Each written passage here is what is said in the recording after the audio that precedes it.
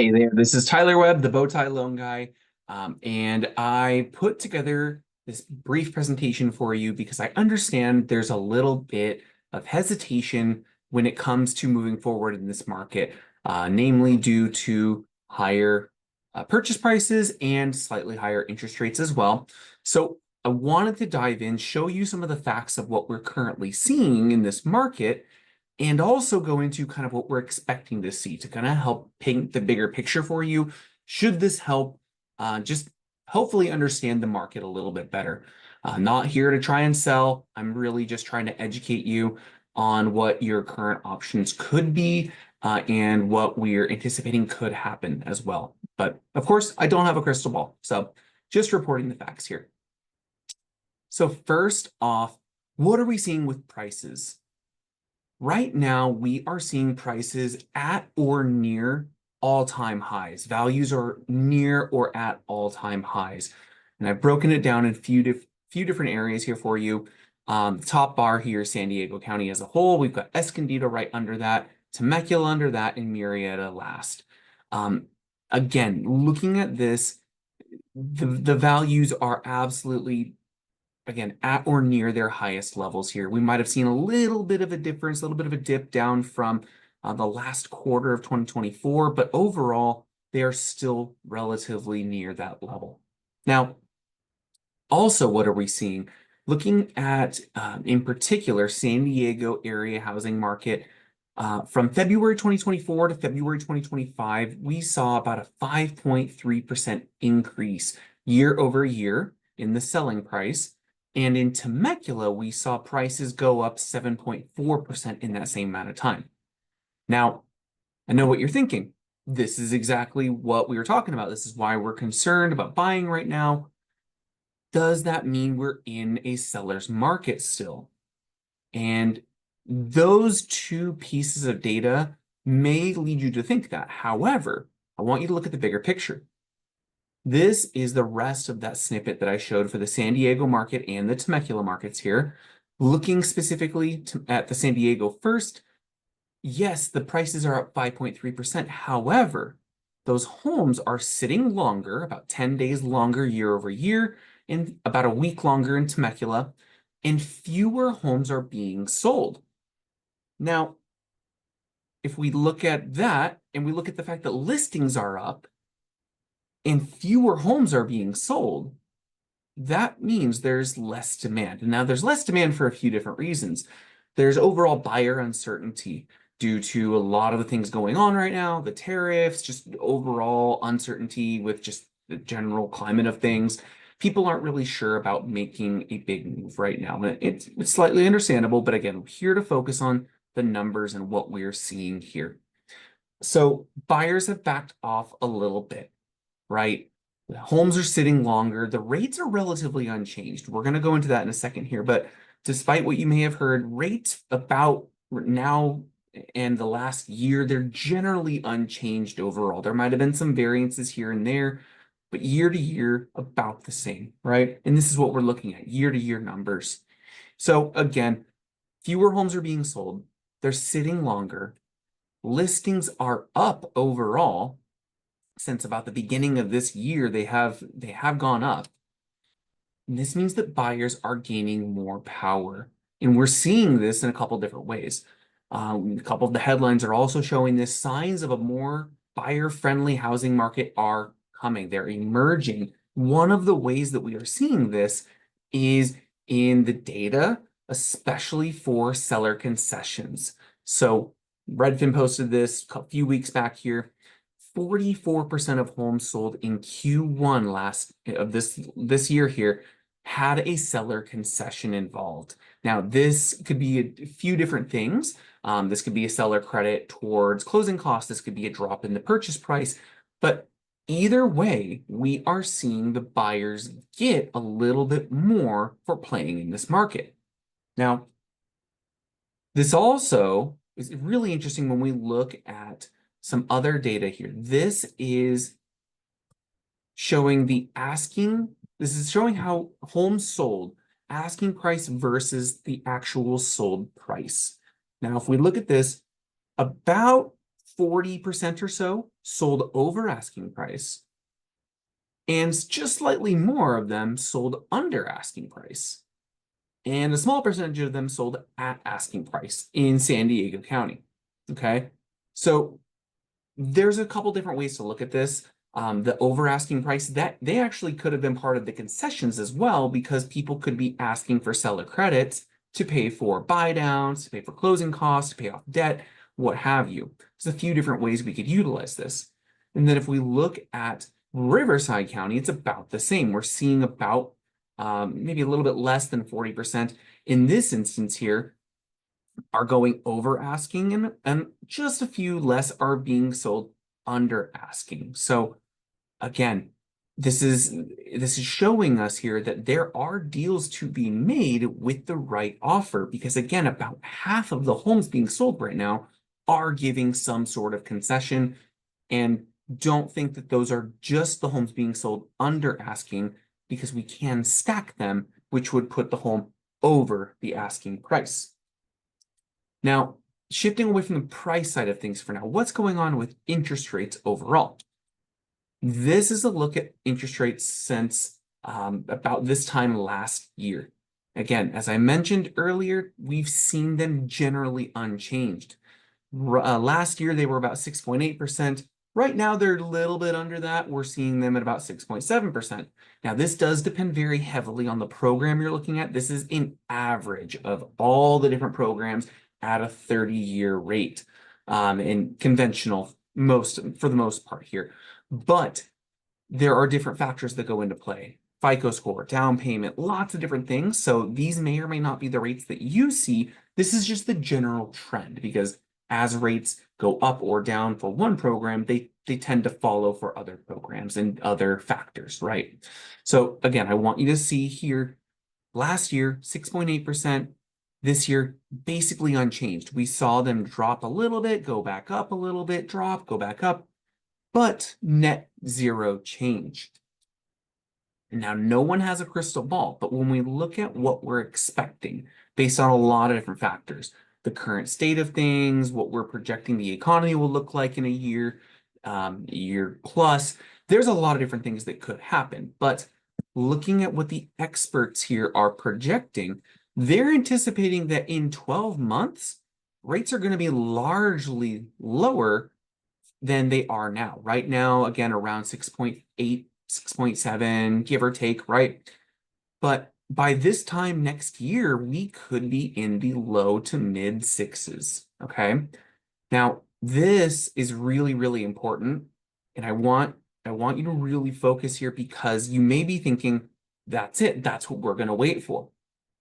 There are a lot of people doing the same thing, saying the same thing. Buyers may be hesitant right now. This shows basically mortgage application data versus the interest rate. So if you look at this gold line here, this orange line, that is the interest rate, 30-year fixed average moving along here. And this blue line, this blue chart, part of the chart, is showing mortgage data. So as you can see, when rates are lower, more mortgage application activity. When rates go higher, less mortgage activity. Now, let's zero this in a little bit more, because they are watching. This is an overall trend, right? And we're seeing that as the rates have increased, the buyers have kind of backed off to the sidelines. But let's look at this last year, kind of under a microscope here. As you can see, a lot of volatility relatively. We went from, low sevens down to the lower sixes in, a little bit of a time here, and then back up.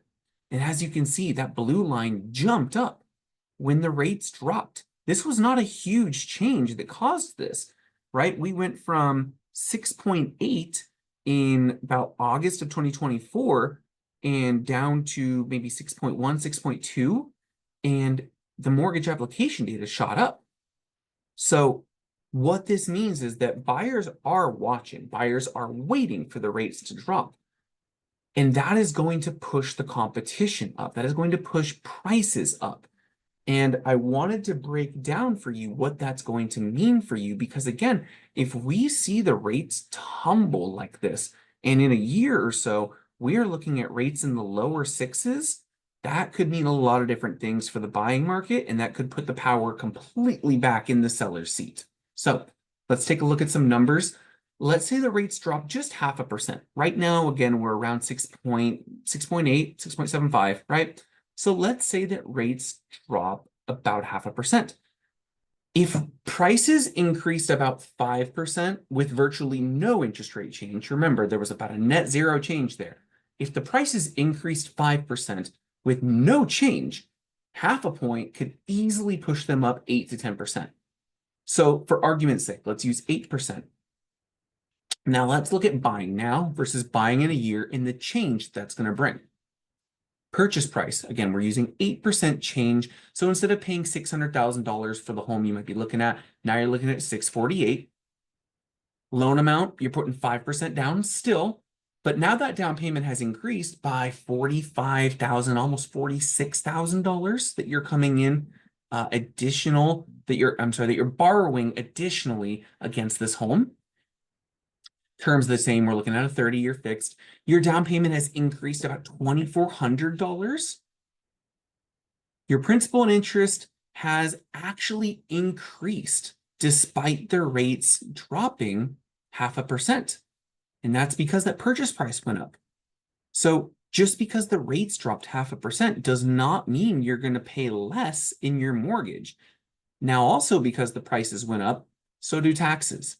Insurance is also typically based on that. And so is your mortgage insurance. Mortgage insurance follows your loan amount. And because the price went up and you're still putting the same amount down, now your MI has gone up. So now your overall payment is about $180 more because you waited for the rates to drop 0.5% and the prices went up 8%. Now, let's look at what that means in dollars here. If you buy now versus waiting a year, the appreciation you will have gained is $48,000. The payment difference you will have saved $178 a month. That means with the $48,000 you got just in 1 year and the $2,100 that you saved in monthly payments. Now, of course, let's factor in the fact that you don't have to refinance at this point, right? I'm sorry, that you do have to refinance at this point to take advantage of some lower rates here, right? That means you have gained $47,600 because you bought and took advantage of that appreciation. You didn't wait. You didn't come into the market and have to compete with all these other people who saw the rates drop and then made their move.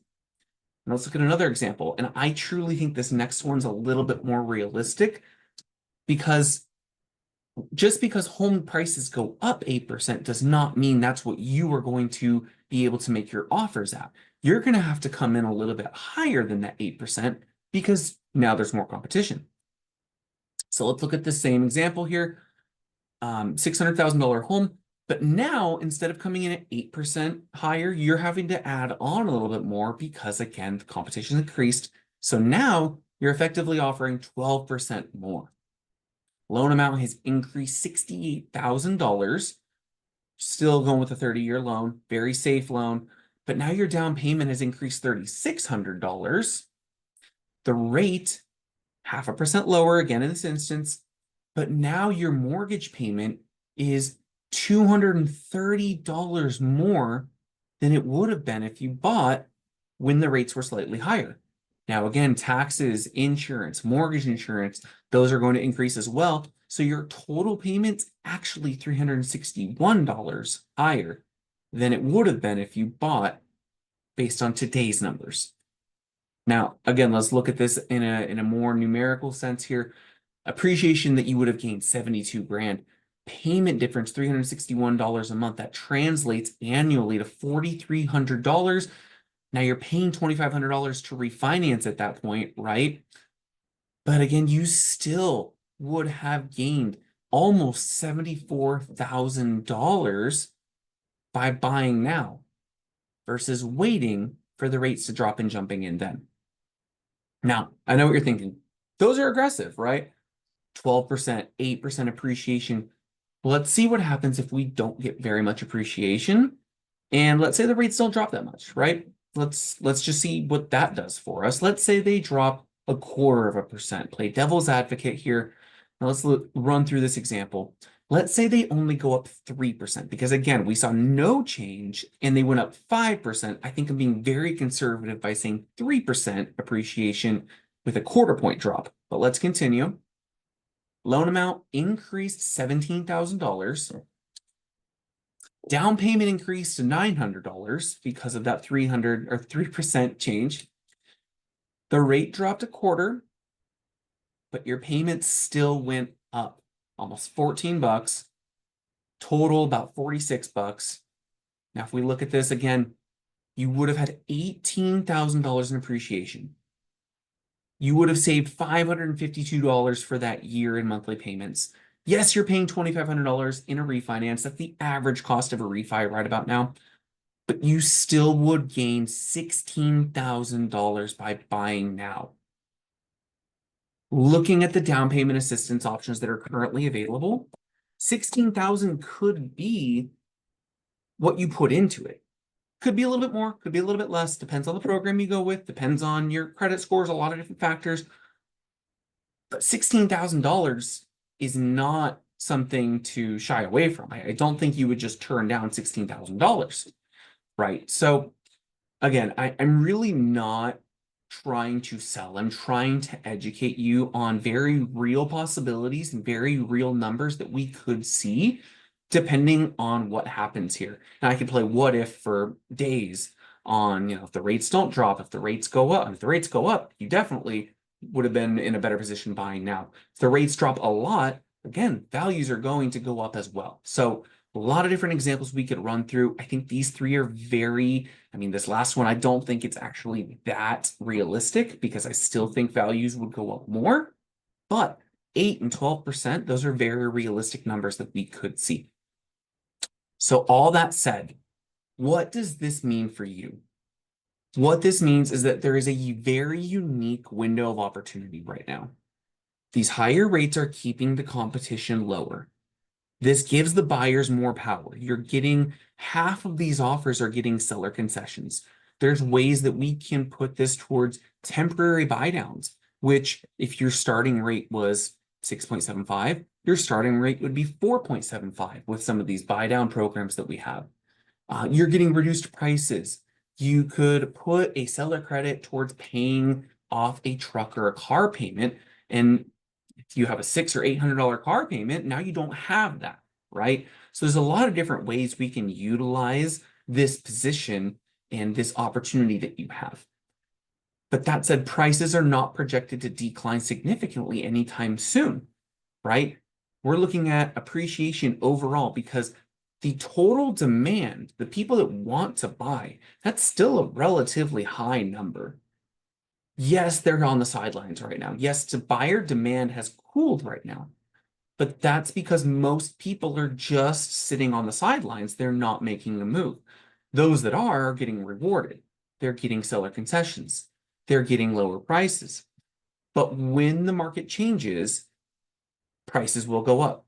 Overall, even if the market doesn't change significantly right now, prices will go up. These tariffs, these other things that are going on, they are projected to push prices up.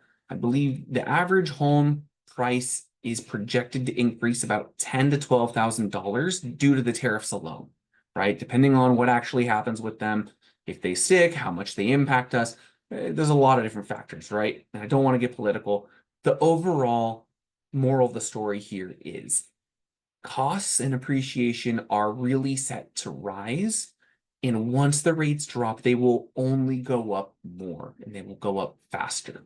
So if you have any questions about these numbers, you want to see some scenarios that may pertain to your situation in particular, let me know. If you want to just start the process, see what your numbers could get you, let me know because I'm here to help you. I want to help you just understand your options. And again, even if you don't end up making a move right now, that's totally fine. There's no cost to get pre-approved. We can do soft credit checks so that your scores don't get dinged. But I am here to help you figure out what your options could be. That way you at least know what this market has to offer you right now. Thank you so much for watching, and I hope you have a great rest of your day.